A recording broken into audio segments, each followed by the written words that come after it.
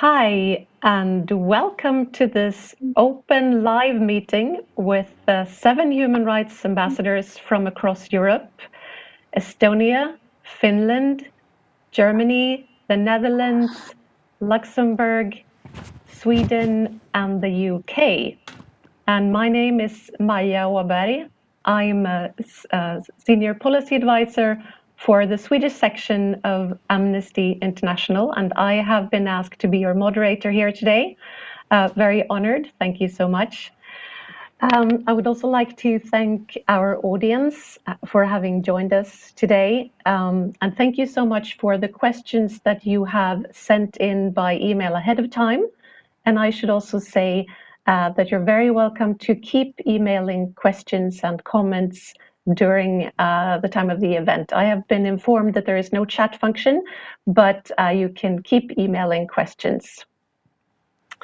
My co-moderator, Johan Hallenborg from the Swedish Ministry of Foreign Affairs, will be the one that will relay the questions to the human rights ambassadors later. And thank you, Johan, for being here too. I should say that this is a Swedish-Estonian endeavor, and I am pleased to introduce to you Eva Lennuk, an Estonian youth delegate who will deliver opening remarks before we start this conversation. So please, Eva, the digital floor is all yours. This year, because of the pandemic and lockdowns in our societies, we think and talk more about human rights than ever before. Unfortunately, in many parts of the world, unjustified restrictions on the enjoyment of our basic rights are used. I would like to stress the importance of human rights for young people. Young people, including girls, are willing to participate in discussions and decision-making processes that affect their lives, and they deserve this. Rights to freedom of expression and peaceful assembly online and offline are of crucial importance to young people. Inequalities in our society often start at a very young age, and many young people, unfortunately, are not always informed enough in order to stand for their rights. I would hereby like to raise the issue of young people's least favorable yet existent encounter with the law and human rights. It is the juvenile delinquency. Young people who have been guaranteed an environment favorable for their development, who are loved and cared for and feel safe in their families, do not commit crimes and do not become victims of crimes as often as those who lack these conditions. Those who do, for any social, financial, or any other reasons, do step on the path of crimes should be treated in accordance with their fundamental rights, inter alia, the principles of restorative justice. In school, society, and families, no or very little attention is paid to the topic of human rights, offenses, the importance of freedom of speech and security on the internet. Young people may experience a lack of objective and complete information regarding their rights and instruments they can use to actually exercise their rights and defend them when necessary. It is not uncommon that young people commit offenses due to their inability to control their emotions or to cope with challenging life situations. And this calls for measures in education institutions, as well as in non- and informal education. The correlation with fundamental right to education is obvious and cannot be underrated. It is crucial to develop a legal framework that would stipulate the specifics of restorative and juvenile justice. The legal framework should include, in addition to national laws, a number of development plans, strategies, and conventions, as well as appropriate training for all actors in the matter. And finally, the interlinking element, influencing the perception of the general public with media coverage and social campaigns, shaping the understanding of the role and outcomes of restorative justice in cases that involve young people will lessen the prominent pressure of peers and the society in general. And this way, the likelihood of recurring commitment of crime will decrease. Ensuring the social protection of youth, implementation of rights and obligations-oriented curricula, establishment and development of legal framework, and finally, communicating the role of restorative and juvenile justice in media can serve as key for crime prevention and violation of young people's human rights. Thank you. Thank you very much, Eva, for that. And that concludes our first part of this discussion.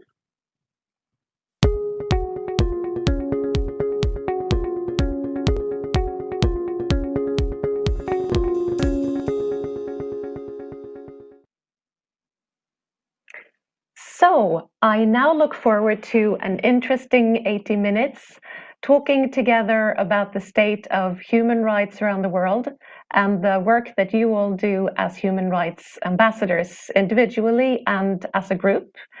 And I would now like to introduce all of you, and for the sake of our audience, maybe you could give a little wave when I say your name so that everyone sees who is who. So it is my pleasure now to greet Minna-Lina Lind from Estonia. There we go, there's Minna-Lina. Welcome.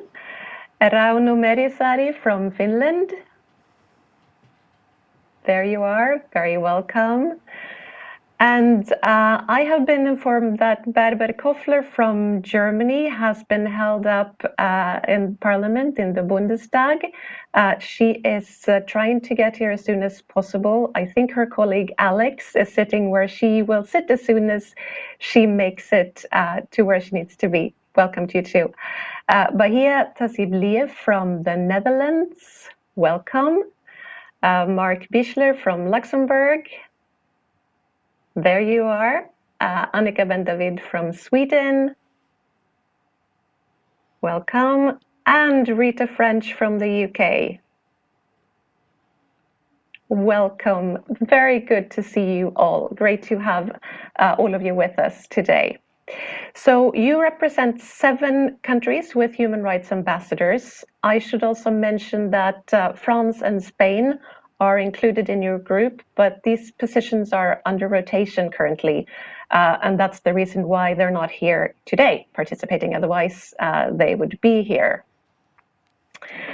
So I would like to start out our conversation and our chat amongst ourselves and with our audience today by asking you, Annika Ben-David from Sweden. Sweden was the first country in Europe, perhaps in the world, to appoint a human rights ambassador. Can you tell us a bit how this came about, Annika? Yes, with pleasure. Thanks, Maya, and great to be here with colleagues and with our audience. Well, for many decades now, Swedish governments, regardless of political color, have held a commitment to human rights, both nationally and internationally. Human rights, democracy, and the rule of law constitute a cornerstone in our foreign policy and have become somewhat of our foreign policy identity. We do believe in a rules-based international order with multilateral cooperation at its core to address today's and tomorrow's global challenges. And the fact that we have a human rights ambassador since 40 plus years is or should be seen as an expression of the centrality of human rights, democracy, and the rule of law in Swedish foreign policy. And I do believe that it is perhaps our greatest foreign policy asset that we do have a foreign policy where human rights, democracy, and the rule of law are mainstreamed, a foreign policy based on principles and values, rather than perhaps more narrow national interests that may vary over time. So we believe that a strong Swedish voice for the promotion and protection of human rights, democracy, and the rule of law is needed now and perhaps more than ever, because today's global times are marred by more uncertainty than in many years. And what we know, the colleagues here on the screen, is that there's been a marked shift in global democracy and in human rights around the world, a trend that seems persisting and seems particularly strong. And therefore, my government, as an attempt to curb and to build resistance to this reactionary trend, we launched what we call a Drive for Democracy last year.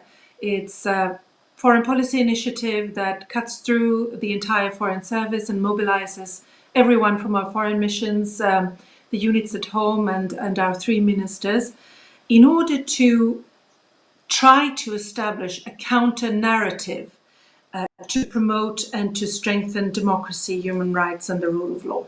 So we are working in partnership with other countries, civil society, international human rights defenders, of course, international organizations, and knowledge centers to defend democracy's principles, democracy's institutions, and democracy's defenders. Thank you. Thank you so much, Annika. That was interesting to hear. We're moving on now to your colleague from the Netherlands. Can I ask you, Bahia Tasib Liye from the Netherlands, what do you see as the global challenges right now? Thank you so much, and good afternoon, everyone. I'm very happy to take part in this webinar, and thank you so much for everyone who is listening in. Yes, the main challenges in a nutshell. Well, declining support for multilateralism, democracy, human rights, and rule of law. And now let me elaborate on the declining support for human rights specifically. In the past few years, human rights and the rule of law have come under increasing pressure all over the world. States look to each other to see how they can defeat their opponents efficiently, for instance, by cutting off the internet or attacking journalists and human rights defenders, either physically or online. It's worrisome that globally the space for civil society and human rights advocacy is steadily shrinking, including in parts of Europe as governments crack down on dissent. And now, with the COVID-19 crisis, human rights around the world are under even more pressure. Globally, existing inequalities are growing and worsening. In some parts of the world, past progress is being rolled back. To give an example, the pandemic has disproportionately impacted LGBTI persons and women and girls, especially those in marginalized situations. We, the European human rights ambassadors, have expressed our concern about this. For many people, the pandemic is magnifying the risks they face in their already difficult lives.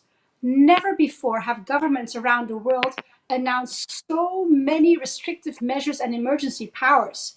In the name of security and health, we're seeing more and more disproportionate restrictions being placed on human rights, such as the freedom of expression, association, and assembly. In a sense, this is understandable, but of course, that doesn't mean governments have carte blanche to suspend people's human rights beyond what is permissible under international standards. Emergency measures to stop coronavirus must not be misused to further agendas unrelated to fighting the pandemic and certainly shouldn't be imposed on a long-term basis. At the very start of the crisis, we, the European human rights ambassadors, have emphasized this point in our joint statements, and all our countries, including our embassies, have been actively following developments on this front. And international officials, supervisory bodies, and NGOs are acting as watchdogs. In all this, as the Estonian youth delegate so eloquently said, we must listen to the voice of young people. Yes, as she said, they deserve it. And also because their ideas are refreshing and much needed. The world is in need of their ideas. We need to be inspired by them. Hajar Yacoubi, one of the Dutch UN youth delegates, recently said at the UN General Assembly, and I quote, "As young people, we can't help but wonder in what kind of world we will be celebrating the next UN anniversaries. We want to live in a world with fundamental human rights, not as lofty aims and fine words on paper, but as a certainty that you could always rely on," unquote. So, to conclude, despite all the challenges, I really see the pandemic as an opportunity for transformative thinking to build back better for everyone, as the UN Secretary General says. And I also would like to emphasize the importance of sharing positive stories, as they can inspire people to think and act more in terms of human rights. A positive narrative about hope, resilience, and solidarity takes the wind out of the sails of states and autocratic leaders that suppress human rights. Thank you. Thank you so much, Bahia. I'm sure we will revisit some of the issues that you brought up now. I think both the COVID pandemic and human rights defenders will be reoccurring topics that we'll talk about today. So now moving on to Rauno Merisaari, Human Rights Ambassador from Finland. I would like to hear from you if you could tell us a bit more about how you human rights ambassadors work together as a group. Rauno?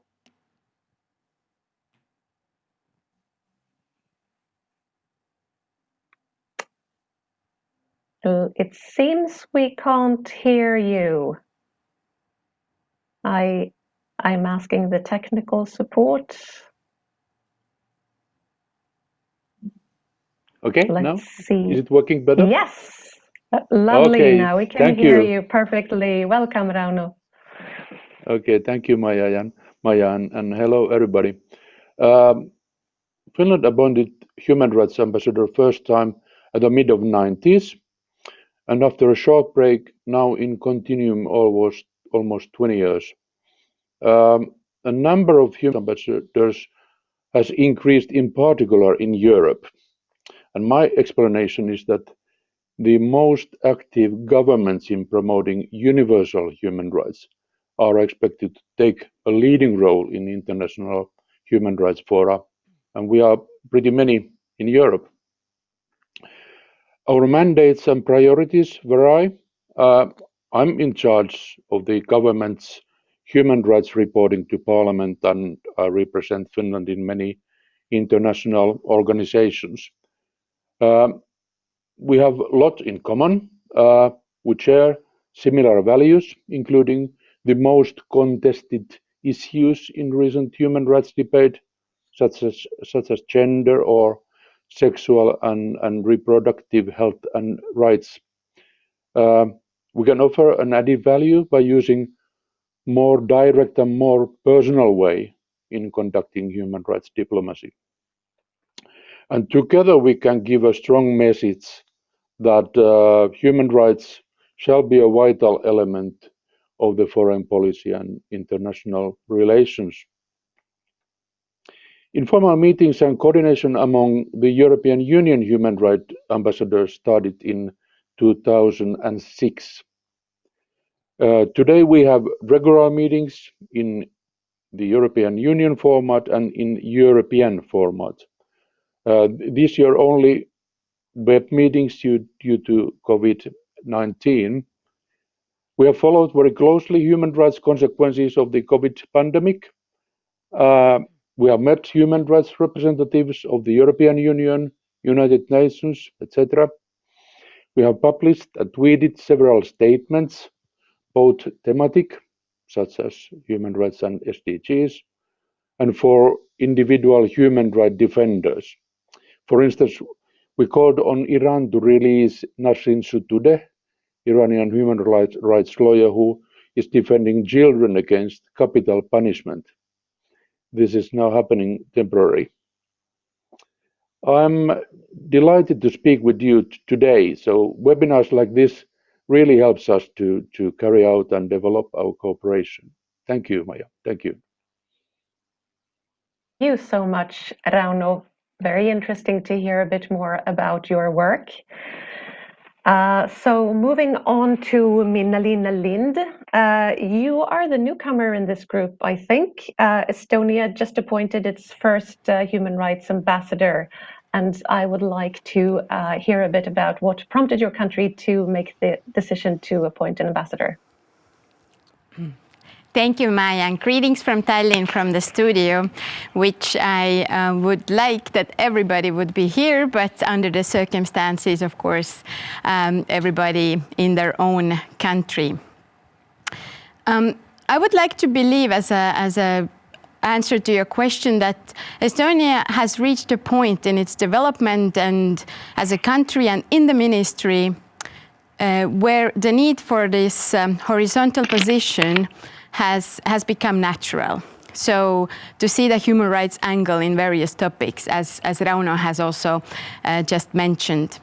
And overall, only a few years ago in our system, the possibility to have specialist ambassadors came as an option. And the first ones we had were appointed on cyber issues, Eastern Partnership, climate.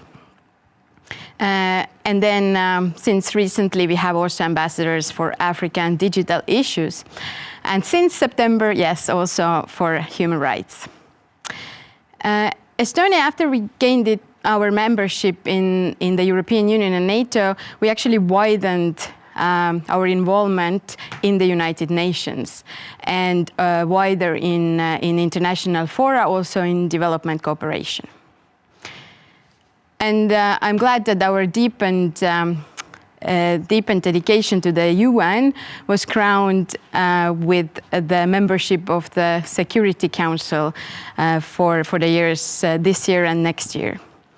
And therefore, the need to have a human rights ambassador increased. As it is also known, the violation of human rights might also be one of the indications of imminent conflict or deterioration of a conflict situation. I have been posted to our mission in New York to the UN twice, mid-2000s as legal advisor when I was actually dealing with many issues at the time, and also since I was appointed in 2014 as the deputy ambassador to the UN. So I've been dealing with human rights issues for the past 15 years.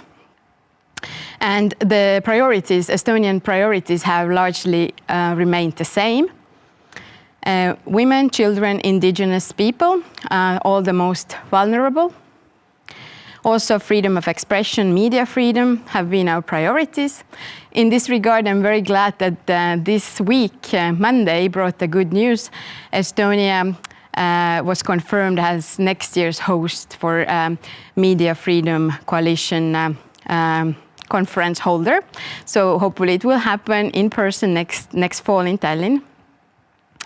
And in closing, I would like to say how glad I am to have this group of human rights ambassadors who welcomed me really warmly and gave me a lot of good advice to settle in.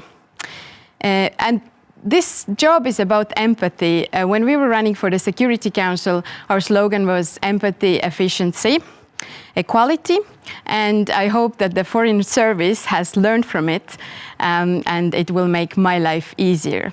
And as a dedication to Sweden, with whom we have been also preparing today's event, I'd like to end this introduction with a quote from Jan Eliasson, one of the previous Deputy Secretaries General of the UN, who said, "Without passion, nothing happens.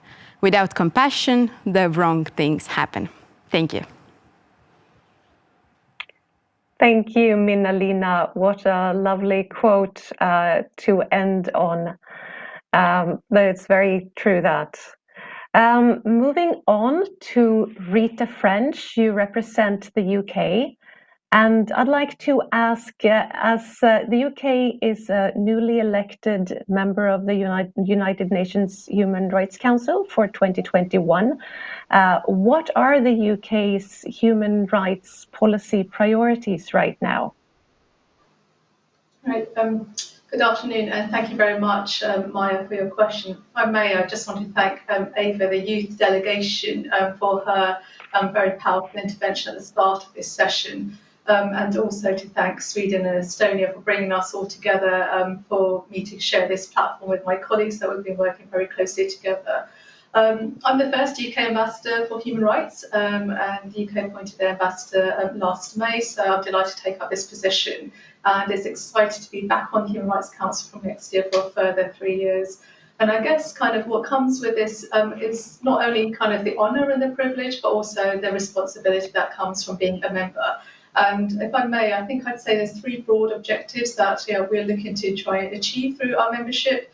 First is to engage across the countries and globally around situations which require attention. And that could be both not just in terms of raising concerns, but also specifically thinking about where we can offer support. And I think this is where the merger of our foreign ministry with our development ministry gives us some real opportunities to not just kind of talk about words, but back our words with action as well in that space. The second, I think, what is really critically important is championing the rules-based international order. And I think that's really important. And I think what we can do by championing the efficiency and the operation of the Human Rights Council is really ensuring that throughout the heart of the UN and across the UN, we are really pushing and advancing human rights for all.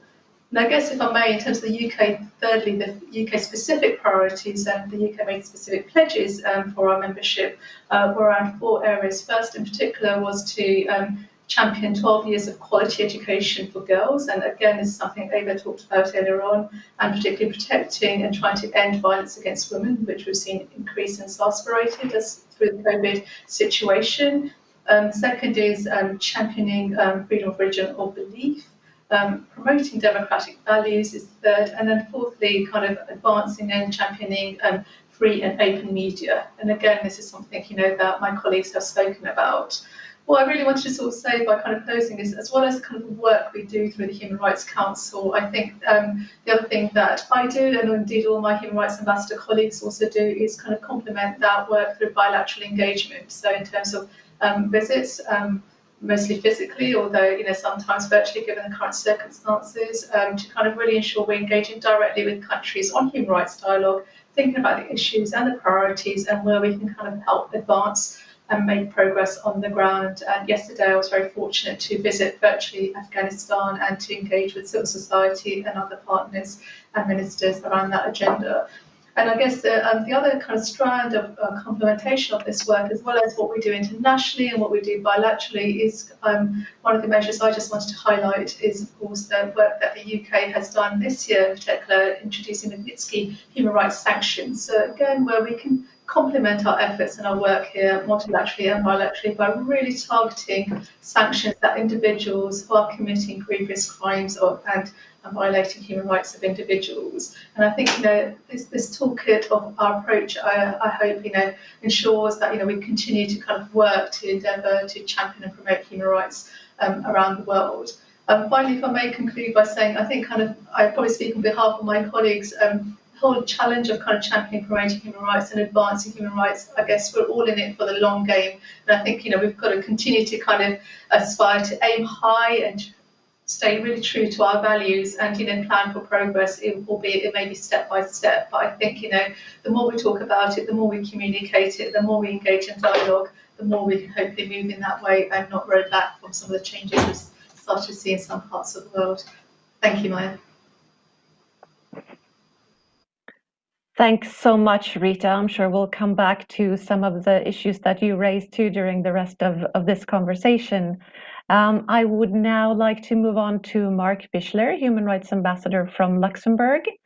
And I would like to hear from you, Mark. What is your take on the link between the respect of human rights and sustainable development? Also a very challenging and important issue right now. Thank you, Maya. Hello, everybody, and thank you especially to Sweden and to Estonia to make this possible. I'm pleased to speak today about the link between sustainable development and human rights. And I would love to convey maybe three messages, which of course are all in line with the policies of the Luxembourg government. My first message is that sustainable development and human rights are inextricably linked to each other. So the message that I want to convey is pretty straightforward and needs little explanation. But as a matter of fact, how can we aim, for example, for sustainable development number 2 on zero hunger without thinking about the basic human rights to food? And what does SDG 5 on gender equality really mean without a reference to the fight against discriminations rooted in the Universal Declaration on Human Rights and in the subsequent human rights standards? And how can we effectively fight climate change under SDG 13 if not by advocating for the human right to a clean and healthy environment. I think you get the point. There will be no effective implementation of the SDGs and of Agenda 2030 without the respect and the protection and the promotion of human rights. My second message is about an effective implementation of ambitious political commitments. The United Nations, including, of course, the Human Rights Council, provide for the adequate fora for governments around the world to state their commitment for sustainable development and sustainable rights-based development, I should say.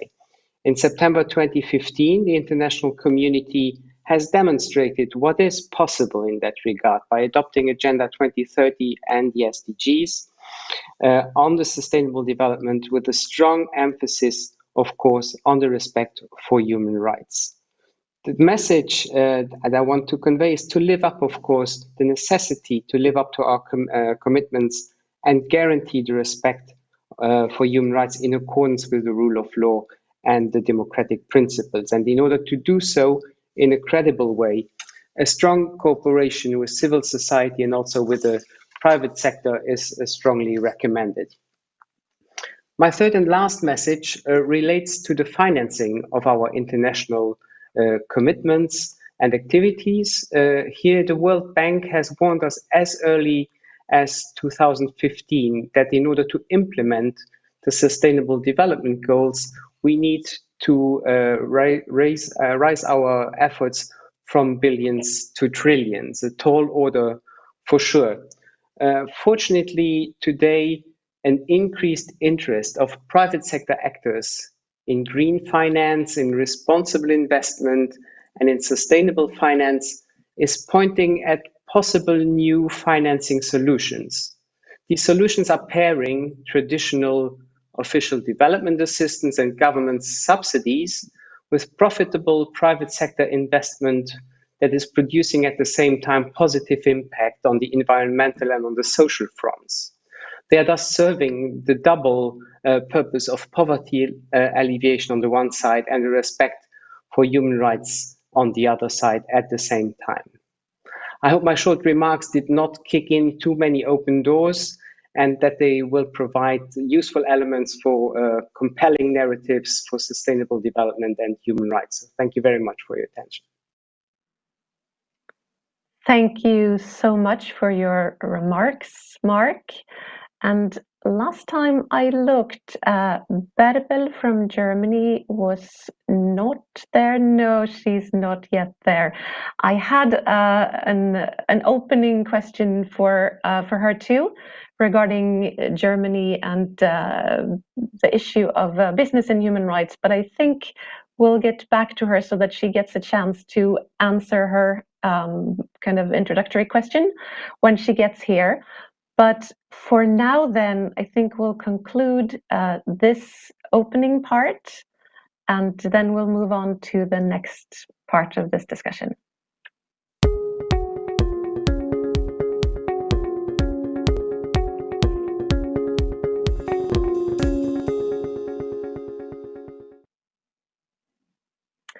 So great. Now we are all together on the screen. A few of you already touched upon the issue of the COVID-19 pandemic, and I would like to revisit that and ask you how the COVID pandemic has affected the situation of human rights, also democracy and the rule of law around the world, in your view. And also, it would be interesting to know how it has affected your own individual work and your work together as a group. And I'll just kind of throw that question out there, and you can raise your hand if you want to comment. And some of you obviously already mentioned this in your opening remarks. Okay, I see Annika. Go ahead, the floor is yours. Thank you very much. Yes, several colleagues referred to the pandemic and how that frames the scope for both the protection and promotion and the real situation when it comes to human rights on the ground. Our, I would say, overriding concern is that this period of time has accelerated the global trend that I was alluding to in my initial remarks, meaning that there are leaders that have taken advantage of the pandemic and used it as an excuse to tighten their own grip or to shrink the democratic space even more, to make it more difficult for human rights defenders to speak up and leaders to account, to stifle independent media, and not mitigating the effects of the pandemic that is discriminatory onto already communities that are in a vulnerable situation or that are already discriminated against or marginalized. And I'm thinking particularly on the situation of women and girls during the pandemic. As you know, or you may know, Sweden wages feminist foreign policy, the first of its kind in Sweden, but it's been emulated now by a number of countries. So we are looking particularly how girls and women are hit and are targeted, particularly by the pandemic. We see that women and girls are not seldom the hardest hit, together with minorities and other groups, in the sense that violence against women and girls have increased during the pandemic due to growing isolation and quarantine, staying at home, etc. Women often bear the brunt of the work in the health sector. They are often worsely paid and have more precarious work conditions. And also something that warrants great concern is the fact that the access to sexual and reproductive health and rights, including the right to safe and legal abortion, has decreased. And this, so this is what I would say are the maybe predominant effects of the pandemic. So that's why I think that at least my government, we are accelerating our drive for democracy to highlight the fact that the pandemic has given rise to or has given more energy to a trend towards growing authoritarianism and and nationalism during this phase. Thank you, Annika. Yes, indeed, it is a very worrying trend. I see several hands. Let's see, I think Bahia, the floor is yours. Yes, thank you so much. Yeah, already in my opening statement, I already mentioned from my perspective, my country's perspective, the main challenges, and Annika just also built on them. So maybe I think it's maybe good that I now deal with the second part of your question, which was how do we work now under the pandemic? Of course, especially because all our roles as human rights ambassador is very much external oriented. So this means, for instance, in my case, I travel regularly and have a lot of contact with Dutch and international human rights networks. I often meet with human rights defenders, victims, civil society organizations, governments, experts, and young people to discuss human rights. And I'd like to do this face to face, if possible. It's important to be able to look to each other in the eyes and speak directly, because that builds trust. And diplomacy is really a field where personal contact, is of utmost importance, and that's the only way that you can really get good results. So how do we do that? Since the 13th of March, I've been working home since the 13th of March, and in a way, I had to rediscover myself and the ways I work, like everybody, I think. But honestly, I think this crisis has really inspired us to be creative and explore innovative virtual ways of communicating with others, attending events and conducting outreach. And it's really amazing how in a very short span of time, the human rights arena has become more digitally connected than ever. And I must say, considering the circumstances, it's working really quite well. So now we have virtual meetings and conversations. Rather than traveling to other countries on missions and on conferences, we are now exploring alternative ways of connecting. And this is really going well. I mean, last week I had a bilateral human rights dialogue with Mexico. And we did this in several ways, preparing it. I had meetings, a round table with national civil society organizations. I had separate virtual meetings with human rights defenders locally in different parts of Mexico. I spoke to, for instance, UN Women based in Mexico. And then I spoke to two state secretaries. So of course, it's not exactly the same as if you would visit the country, but still it's working well. And we're discussing the issues and we're raising very important topics. And what I also really like, now it's so easy to join any meeting. I mean, I'm invited to speak at events that I normally would not be able to go to. And the nice thing is, even our embassies are now making much better use of us. They're having a meeting on human rights. Hey, we have a human rights ambassador. Maybe she can do an opening statement, or maybe she can be in a panel. And I think our experiences here are very similar. So not to replace, face-to-face encounters, but I think still we are really inspired to continue some of the very best practices after the coronavirus, and to have like a mixed a way of working of, meeting up when necessary, but also to making use of our time and to explore the virtual encounters which really work well. So this was just a brief impression of my experiences. Thank you. Thank you, Bahia. Yeah, this event itself is also a good example of things that happened in spite of the pandemic, but reaching out to a lot of people. I saw Rita's hand and I saw Rauno. Do you both want to make some short comments to complement what the others have said? Rita first and then Rauno. Oh, I see several hands. Oh, you all want to comment.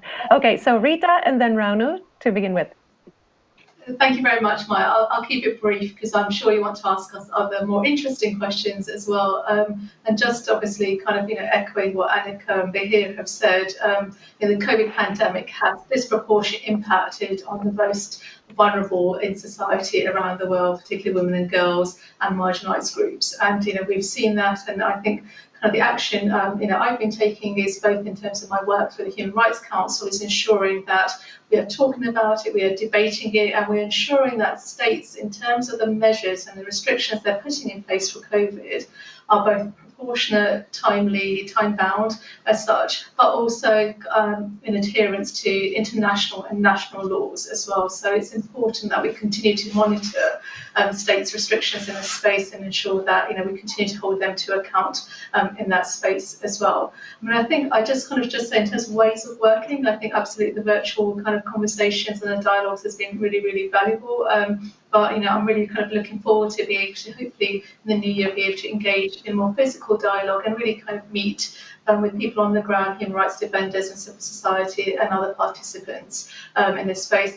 I think the one thing I'd probably just echo in terms of what Bahir said is actually this COVID pandemic has probably enabled this network of human rights ambassadors to perhaps be closer together, because we're talking more often, because previously we were reliant on perhaps meeting once or twice a year physically as such. And actually, this has given us a kind of a much stronger network, and we know that, a collective voice is a lot more powerful than sometimes individually as well. So I hope, you'll continue to hear our collective voices on this agenda kind of, now and beyond the pandemic as well. Thank you, Maya.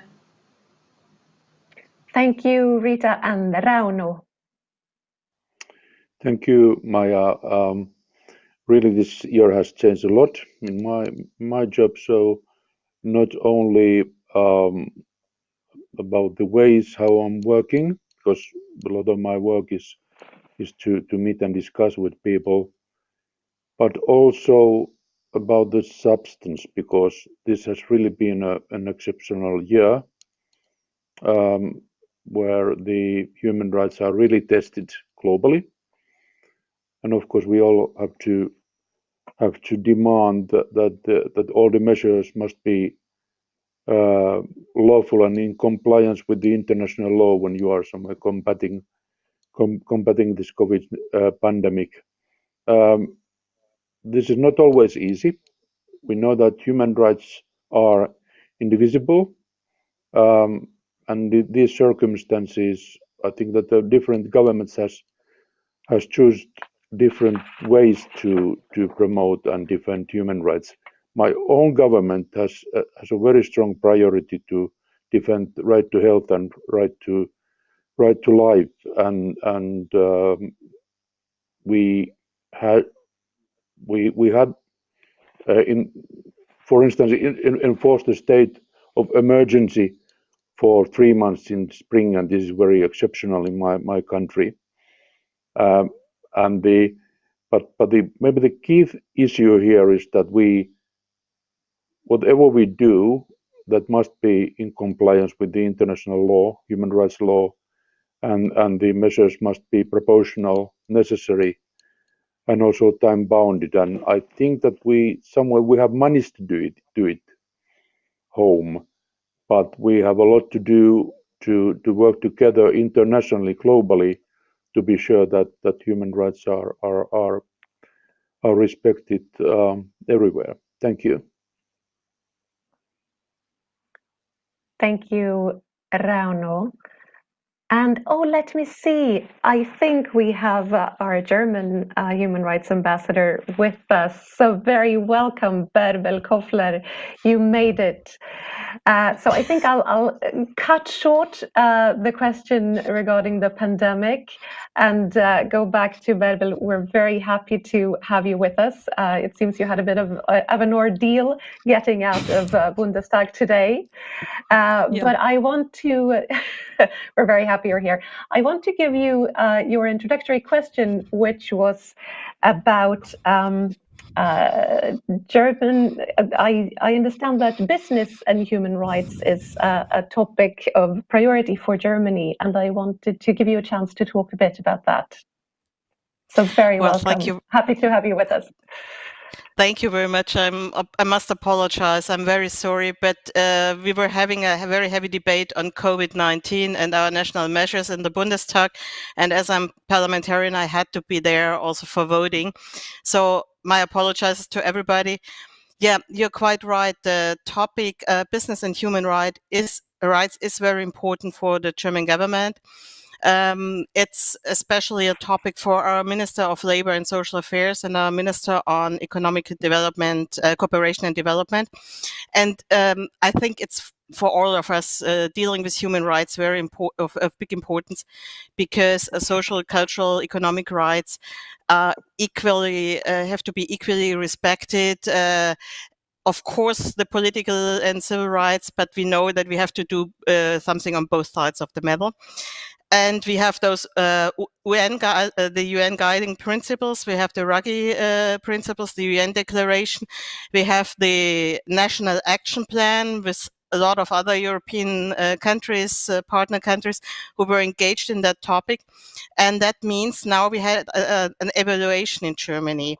We had a National Action Plan from 2016, and we did a scientific evaluation of our business dealing with international partners, and the fulfilling of due diligence principles, the fulfilling of human rights standards. The outcome of that research was that only 17% of our German enterprises are fulfilling the standards.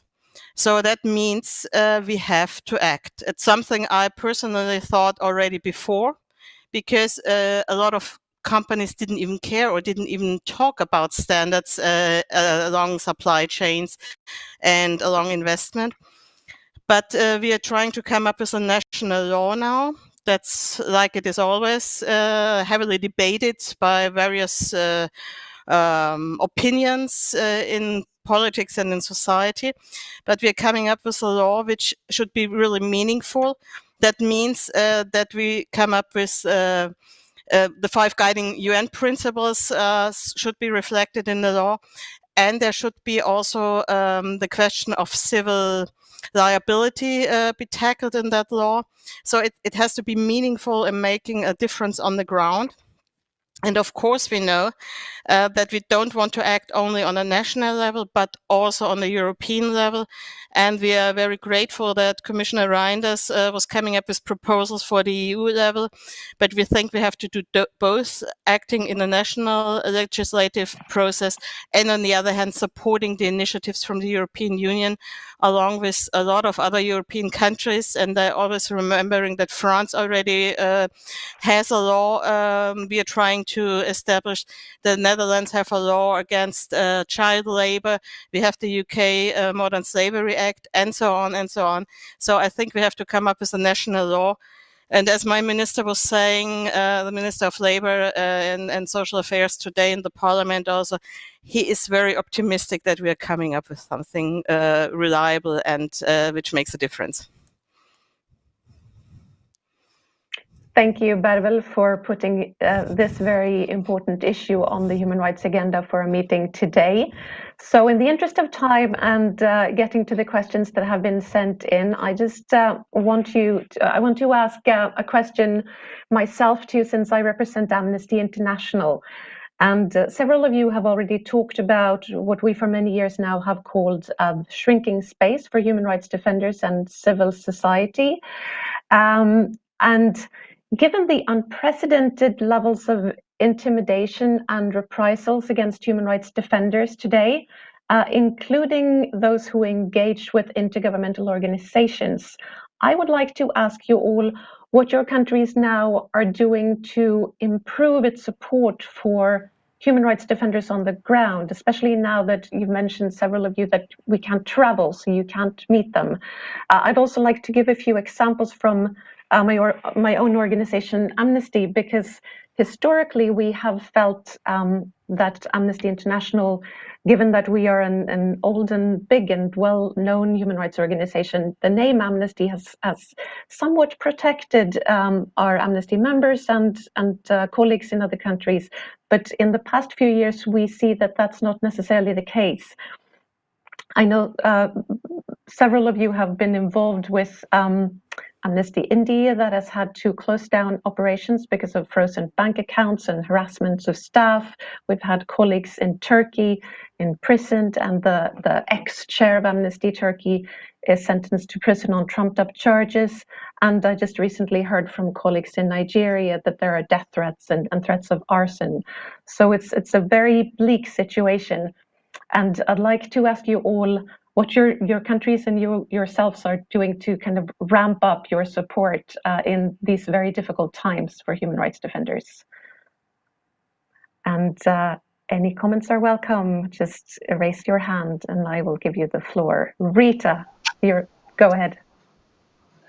Thank you, Maya. Delighted to kind of talk on the sort of the challenges for human rights defenders. I mean, first of all, I just want to begin by just saying that we know that human rights defenders around the world often work in very, very difficult circumstances where their personal security is at risk on a daily basis. So I just want to kind of sort of thank everyone who kind of works tirelessly and courageously on a day-to-day basis to kind of champion and advance human rights. And for amplifying the voices of those who might not otherwise be heard and such. And, we know that they play a pivotal and vital role in terms of the realisation of human rights, the strengthening of the rule of law, and for fostering sustainable development in this space.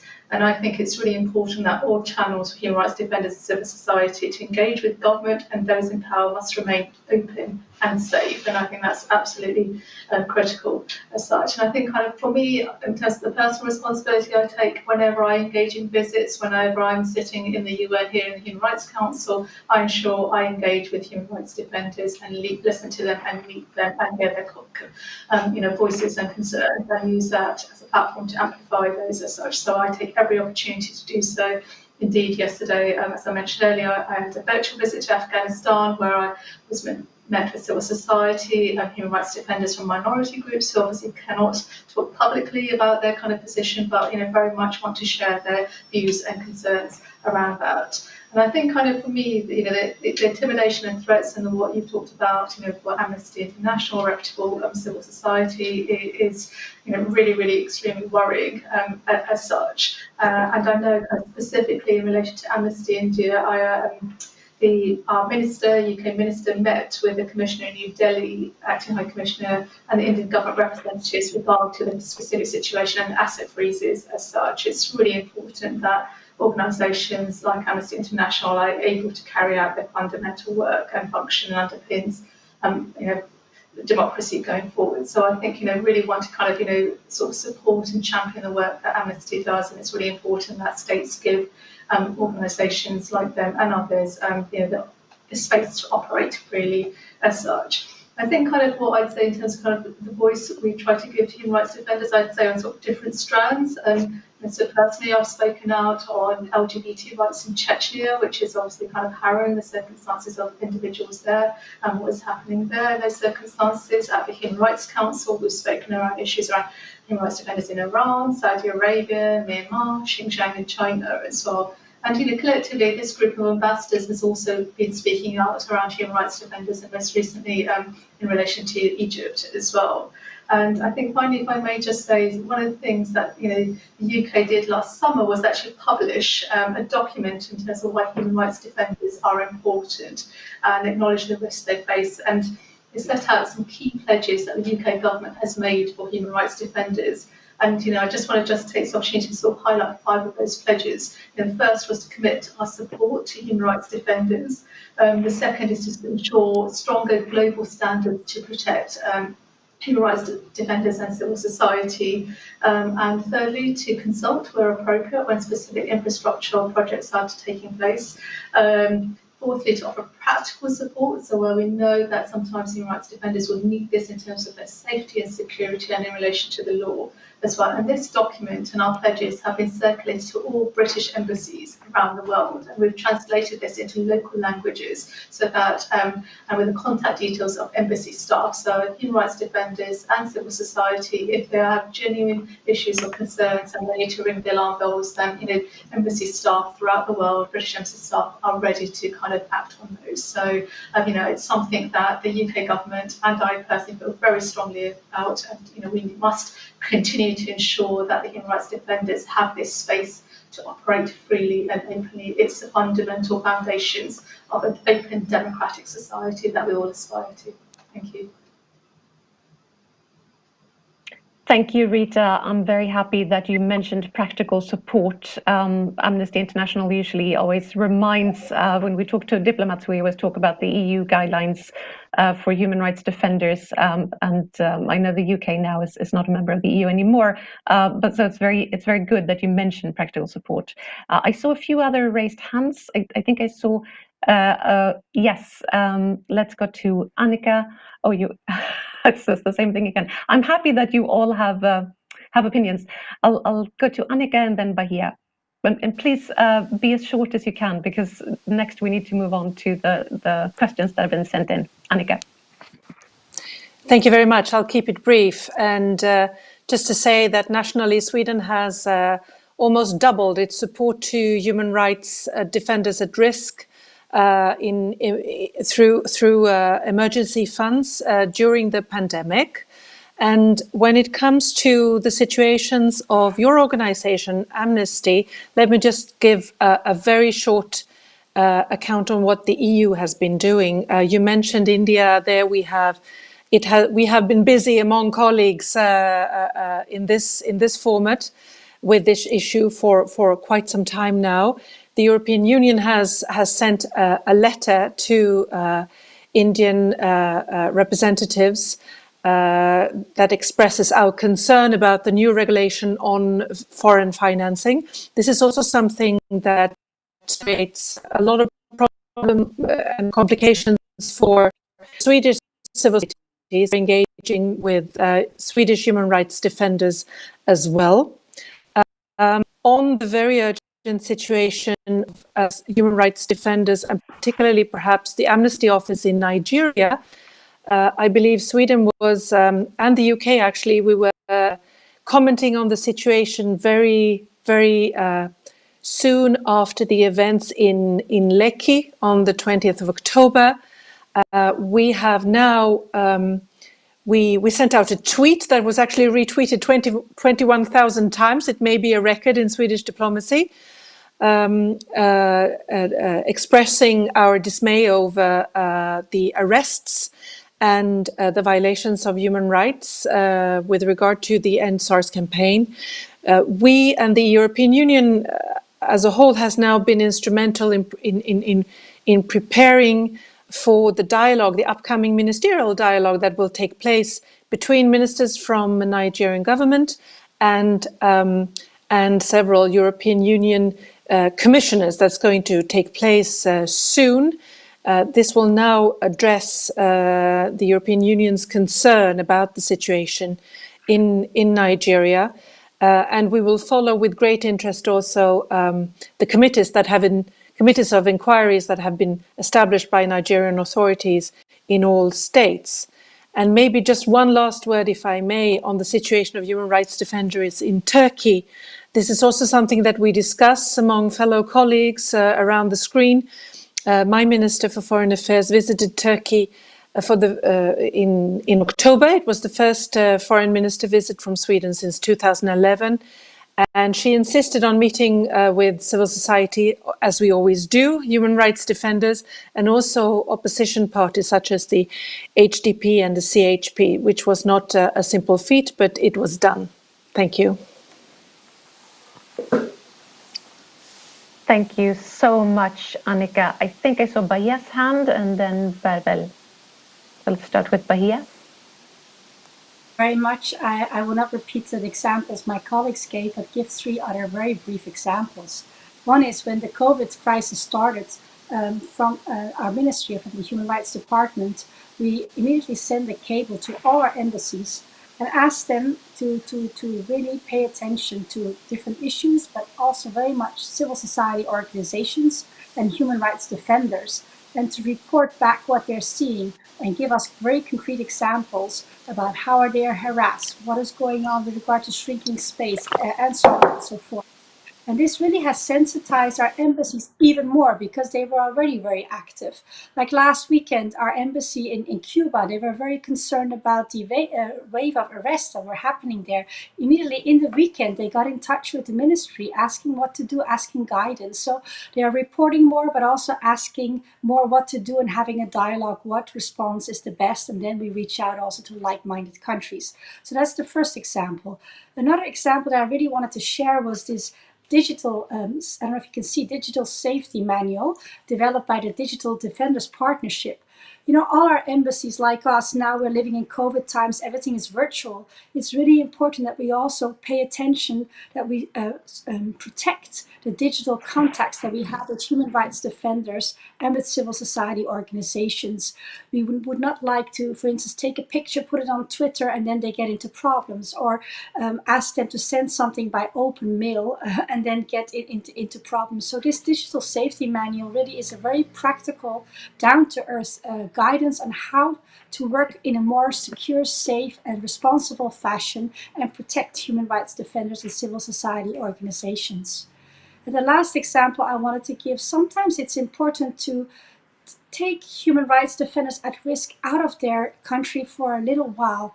And that's what we're doing in the Netherlands. We have now active in 12 Dutch cities and 5 cities abroad, so-called shelter cities, which provide temporary reception, training, and security to human rights defenders at risk in their home countries, such as journalists, community leaders, lawyers, artists, and academics. So they come briefly to the Netherlands in order to get, this training, but also to catch their breath and get their energy, and then to go back to their country to continue whatever they are doing, but then in a more strong way and also more aware of how best to proceed. So I just wanted to give you these 3 concrete examples. Thank you. Thank you so much, Bea. Very interesting, concrete examples. That's what we'd love to hear about. So now it's Bärbel and then it's Minna-Lina. Bärbel first. I want to be brief, and I can a little bit connect on what Bahia was saying with her third point. We have a lot of initiatives. We had initiatives for artists and for academics in the past, to bring them out of the country if it's necessary, to support them very concrete, practically in our them to Germany. I'm very proud that we now have a new program, and not only for those two specific groups, but for human rights defenders as a whole. That might be journalists, that might be trade unions, that might be activists from any background, and especially also directed to women human rights defenders, because we all know that they even have a double threat in their societies.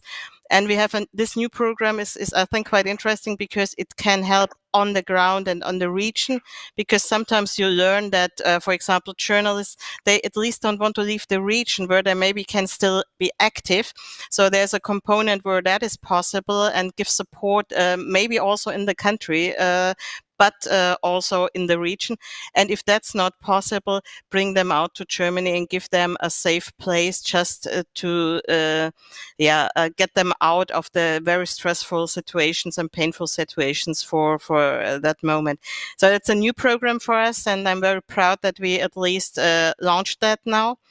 It was mentioned digital formats are now really getting more important. And for me, in my everyday work, I try to, if I cannot meet the people in person anymore, I try to do that on a digital format also now. And even that might be for after COVID-19 times very, very useful, what we learn there, because it's for a lot of NGOs and for a lot of civil society not always possible to travel around the planet. So I think there's much more engagement in those digital formats than we've seen in the past. And a last point I really wanted to point out is our European group that we have now.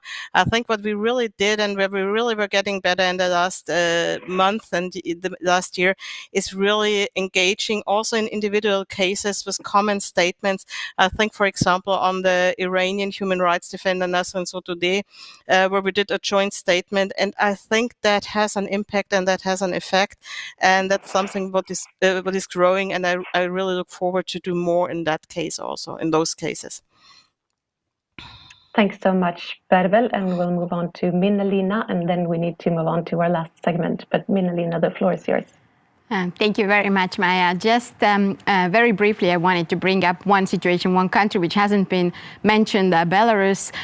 We have brought it up in the UN, we have brought it up in the Security Council, and just news from this week that despite the difficulties with traveling and all the pandemic, we were able to bring to Estonia 15 women from Belarus who have suffered under abuse and violence while they have been demonstrating under the oppression and the authoritarian regime in Belarus.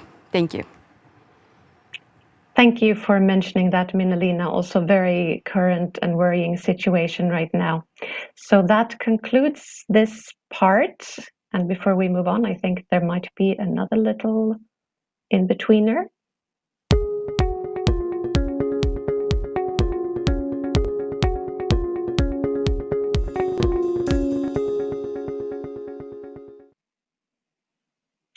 Thank you. So now moving on, I will hand over to my co-moderator, Johan Hallenborg, to let us know about the questions that have been sent in. Thank you very much, Maya. It's been interesting to follow the activity on the email inbox.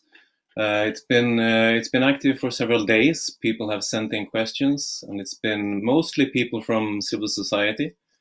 But we also had questions from the National Human Rights Commission in Malaysia, and we've had many questions from students. So it's been a mixed group of people engaging, so that's great. Quite a few of the questions have been answered and dealt with already. For example, relating to the COVID-19 pandemic and the effects of that for human rights and democracy. Also quite a lot about human rights defenders. There were several questions about how human rights ambassadors can engage with and protect human rights defenders. So I'm going to move on to a slightly different thematic area. This question is from Cecilia Grabos, working at Union to Union. How can you, as ambassadors for human rights, contribute to promoting and ensuring social dialogue and respect for human rights at work as part of a global recovery based on economic participation, inclusion, and democracy? Thank you. Who would like to answer that interesting question? Bärbel, go ahead. That's my favorite topic. No, not the only favorite topic. Don't misunderstand me. But I think supporting this dialogue, we know this social dialogue in German in between trade unions and employers. So you have somehow a relation where you solve problems and also solve social and human rights problems on those cases. And to promote this idea, I'm personally also always in very strong contact with our trade unions here. I'm in contact with the International Trade Union, and we work together, especially on this topic along the delivery supply chains, because I think, and that's one of the reasons why that is so important, that is a very good opportunity to talk about human rights in the work sphere, very concrete, with very concrete effects on the ground for the people. But then you also have this entry moment to debate how does a social dialogue better the situation in a country. You can give good examples. And I've seen that the ILO is working on those topics. I've seen that in Qatar last year. It was quite interesting to see how this dialogue, first time dialogue with the representatives of workers, was somehow pushed in through the ILO in that case and in this area. And I think that is really a door opener for the variety of human rights, for the big range of human rights. And that's why I also think that's so important. And as a human rights commissioner, I have the mandate and can work very strongly with national and international trade unions, and I'm always there for doing so. Thank you so much, Bärbel. And I also saw Annika's hand. Yes, but I think Mark, thank you, but I think I saw Mark's hand and I've been talking a lot, so Mark can go before me. Thank you for that, Mark. Go ahead. Thank you both of you. And not at all. Thank you very much. And just to echo what Bärbel has just said, and maybe complement it with a experience here from Luxembourg. Obviously, the context of business and human rights can help to promote the respect for human rights at the workspace. And as an ambassador for human rights here in Luxembourg, I'm chairing the Interministerial Committee on Human Rights and also the Working Group on Business and Human Rights, where, of course, also the representatives of trade unions are at the table. Not only the representatives of trade unions, but also the representatives of the rest of the civil society and also members representing the private sector. Later this week, I will sit with the president of the Chamber of Commerce, and I will also have talks with the representatives from the Luxembourg Bar Association, and we will take up the topic also in their internal committee on the respect of human rights. So there are many different vectors and partners with whom to talk when it comes to promoting and protecting human rights at the workspace, including, of course, then also and additionally to what we need to do with the companies when it comes to their supply chains. Thanks a lot. Thanks so much, Mark. So I think maybe we'll move. Annika, go ahead. No, I just wanted to say that it was the Swedish Prime Minister who launched the Partnership Global Deal a couple of years ago that has now been taken over by ILO and OECD, where we work for decent work conditions and social dialogue. And human rights in the world of work is also a priority of our drive for democracy. And then just to go back to Belarus, very good that Mina raised the situation of human rights defenders in Belarus, and that reminds me, I just got a Twitter alert that our Prime Minister today is receiving Sviatlana Tsikhanouskaya, and our Foreign Minister did yesterday. So Belarus is very much at the top of our minds. Thanks. Thank you, Annika. And with that, I'll hand back to Johan for the next question.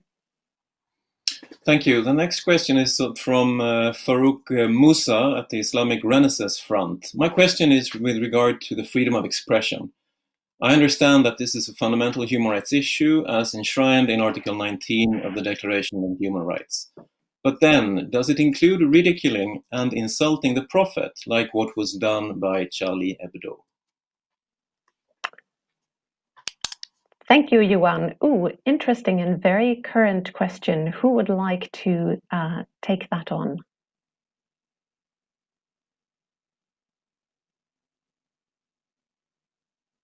It's a tricky one. Yes, go for it, Annika. Yes. Sorry for monopolizing the floor, but it's a very, very pertinent question. I wish to stress with utmost clarity that it is not necessarily a crime against a crime to express ridicule or denigration, just like our viewer suggests. In the Swedish constitution, there is a very strong and wide-stretched protection for the freedom of expression. And we know by experience that the freedom of expression can sometimes hurt, can sometimes be difficult to take. But it is part of our constitution, and it is so important for the issues that we are talking about today, human rights, democracy, and the rule of law. Thank you, Annika. It would have been really interesting to have the French human rights ambassador with us today, obviously. Is there anybody else who wants to add something? Otherwise, I can also mention that Amnesty International actually recently, just 2 days ago, I think, published a press release regarding free speech and France and this issue. Okay, if I see no other hands, then we will move on to the next question, Johan. Thank you. The next one is from Jesse Sperling at the Kaleidoscope Trust. All of the countries represented by the human rights ambassadors here are member states of the Equal Rights Coalition, the ERC. The co-chairs of this coalition will host a global LGBTI conference next year. How do the human rights ambassadors intend to engage in the ERC's processes, which will then strengthen the ERC as a multilateral mechanism for advancing the human rights of LGBTI people globally? Thanks, Johan. And this time I see your hand, Mark. Go ahead. Thank you, Maya. Yes, the answer is pretty straightforward. We will engage like we did the years before, whenever the Equal Rights Coalition called on us to come together and to address the issues that persons of the LGBTI community are facing. So in between, of course, we have a national action plan on LGBTI in place in Luxembourg. This has been developed on an interministerial basis and in very close contact also with the civil society organizations that more particularly address these concerns. Thank you very much. Thank you. Thank you. And I think Rita wanted to add something too. Very much, Maya. I just want to say the UK will be hosting the International Conference for LGBT persons next year, hopefully physically. This was postponed this year because of the COVID pandemic. We're co-chairs with Argentina, and at the moment I understand there's 42 states that are part of the Equal Rights Coalition, and I think that's fantastic. That number has been growing since the Equal Rights Coalition began, but actually, what we do need to get is more and more geographical representation and states participating in this. Of course, I appreciate that this agenda becomes a very difficult issue for some states to talk about and discuss, and I see this quite regularly when we're discussing LGBT rights at the Human Rights Council here in Geneva as well. But what we have seen is increasing and growing support for ensuring that all individuals, irrespective of their sexual orientation and irrespective of their kind of personal preferences, are able to enjoy fully their rights that they're entitled to as well. But it's something that the UK is very proud to champion, and we will continue to champion both kind of through the international forum, through the Human Rights Council, but also international and global stage, hosting these conferences and speaking out and providing voices to those individuals. I earlier spoke about the kind of speaking out around LGBT rights, in particular in Chechnya, and what we're seeing here is the harrowing persecution of LGBT individuals purely because of their sexual orientation, and it's abhorrent that this behaviour can take place and the persecution of individuals. So this group of persons are very much at threat in many communities around the world. They cannot speak openly or visibly. They are at threat. Their families are at threat. It's really important that we collectively, as human rights ambassadors and like-minded states, continue to champion their rights, their voices, and ensure that they can continue to live their life openly and freely as they're entitled to. Thank you. Thank you. I saw Bahia really wanted to say something too, so if you keep it short, you'll have a chance to comment. Go ahead. Yes, thank you. I will mention a different point than the others and build on what they said.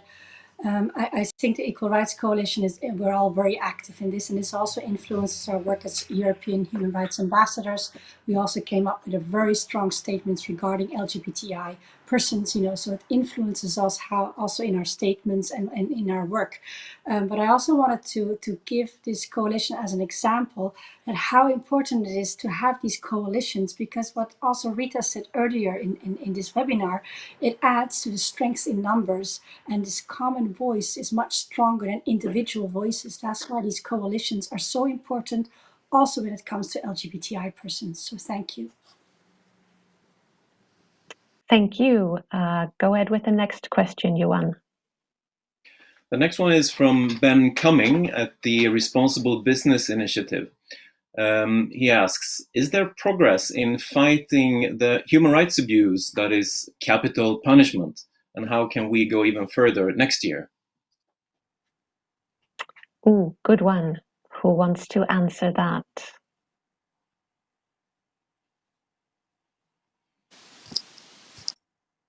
Okay, Annika, go ahead. Well, I see that Bahia raised her hand as well, so I'll be very brief.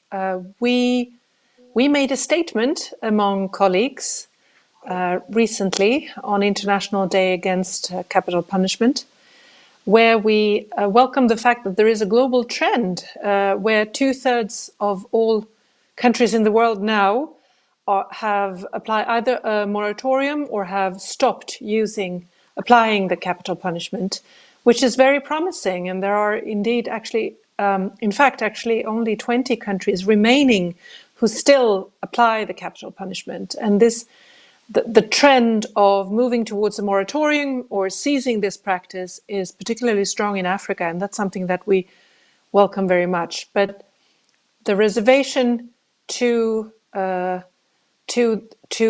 the death penalty is an absolute mainstay of European human rights policy, I would say. But please, Bahia. Bahia, go ahead. Thank you. I will just build on what Annika said. I mean, many of you maybe have heard yesterday the UN General Assembly's Third Committee adopted a resolution calling on member states to proclaim a moratorium on the death penalty. And this is really a step in the right direction for human rights and dignity.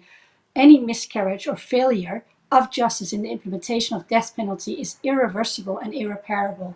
And as Annika said, the EU countries, we work together to oppose death penalty in all circumstances and consider that the death penalty is inhumane and unnecessary and undermines human dignity. And this particular sentence also we included in our joint statement of all European human rights ambassadors. So we're very much strongly trying to advocate that that death penalty be no longer applied. Thank you. Very happy to hear that coming from an organization that has worked against the death penalty for many, many years. Johan, next question. Thank you. Next one is from Thomas Linsenmeyer. How do the human rights ambassadors cooperate with the EU Special Representative for Human Rights? And the next follow-up question, has this cooperation been complicated by the UK leaving the EU?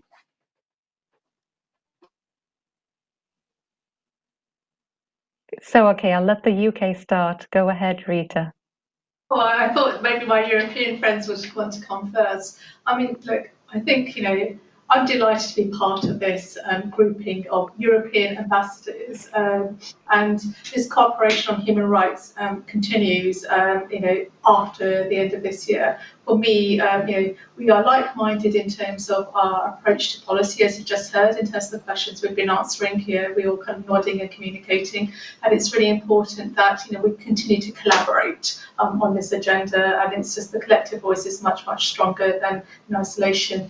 And perhaps we're leaving an economic bloc, but certainly we're not leaving the kind of the broader bloc in terms of our close relationship with our European colleagues, and on this very important agenda on rights and on democracy. This is something we've historically championed, and we will continue to stay true to our values, and those values are very much consistent and at the heart of the values that are entrenched in the European Union as well. And I'm delighted that we call ourselves the European human rights kind of ambassadors, not the EU. So that's kind of a clear distinction, which shows that I feel very much part of this group and feel very much welcome to be part of this group. And I think our voices, as I said earlier, are stronger together. And I think, if anything, I think it strengthens our kind of endeavour even more to work even more collaboratively together. Thank you. Thank you. And can we hear from your EU colleagues? I think I saw Bahia's hand. Yes, go ahead. Yes, I think it's so important to work together, and we will continue working with the UK. And as Rita said, yes, we call ourselves the European Human Rights Ambassadors. But I believe also earlier Rauno said we do have calls in European format and also in EU format, but we work with the UK because we believe in coalition building, and the more the merrier the voices. And you also asked about the special representative for human rights, Eamon Gilmore. Yes, he also takes part in our calls, and this is extremely inspiring. Of course, he is an EU representative. He represents 27 member states, and we only have 8 EU human rights ambassadors, and then also, of course, the UK. But we work very closely with him, and we also are regularly bilaterally in touch with him. So this is a reinforcing relationship, I must say. So no, it's really going well. The only thing what the special representative, Mr. Eamon Gilmore, cannot do is join our joint statements, because he's not a special representative of 8 countries, but of 27 countries. But we're extremely happy with our cooperation with him. Thank you. Thank you, Bahia. And I'm afraid that will be the last question that we have time to take right now. I have a counter clock on my screen, counting down with very few minutes left. I see you, Rauno, but I am afraid we will be cut off soon. Just shortly that this is not only club for the recent or former EU members. We have also had the meetings with the Swiss ambassador and the ambassador from Norway. So we have also cooperated with the other European states as well. Thank you. Thank you, Rauno. That is really good to know. And with that, I would like to thank all of you, all of our distinguished panelists, and my co-moderator Johan, and of course the audience. Thank you so much for being here today, and thanks for all of your questions. I'd like to say that if you want to follow the work of the Human Rights Ambassadors, they have a newly started blog that can be found on their respective social media accounts, which you should be able to find. They all have Twitter accounts. And with that, I would like to thank all of you so much.